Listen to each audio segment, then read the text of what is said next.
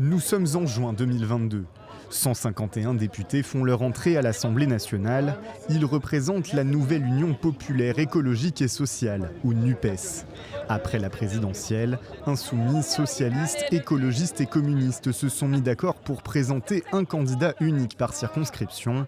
Unie, la gauche fait élire 2 fois plus de députés que lors de la précédente législature. Malgré leurs désaccords, les 4 partis de la NUPES mènent certains combats en commun.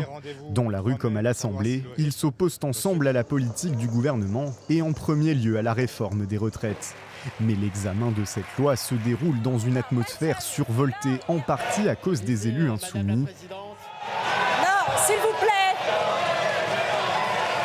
Vous n'avez pas à frapper les pupitres, la parole est au gouvernement. Des méthodes qui froissent les membres des autres formations. Mais c'est un événement international qui met fin à la NUPES. Au lendemain des attaques du 7 octobre en Israël, les prises de position de la France insoumise divisent à gauche. Les leaders du mouvement qualifient les massacres de crimes de guerre et non d'attaques terroristes, tandis que Jean-Luc Mélenchon accuse la présidente de l'Assemblée, alors en déplacement en Israël, de camper à Tel Aviv.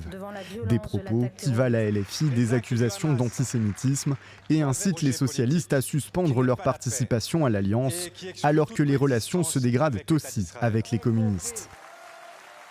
Dans ce contexte, la gauche se présente divisée aux européennes.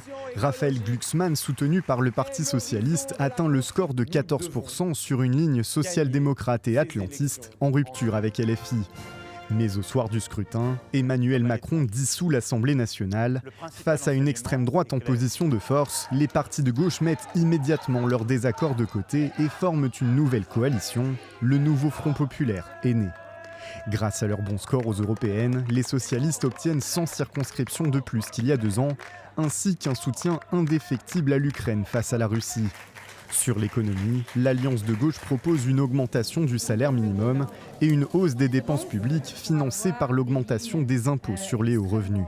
Il s'agit en effet de proposer au pays une rupture totale avec la politique d'Emmanuel Macron pour répondre aux besoins immédiats du peuple.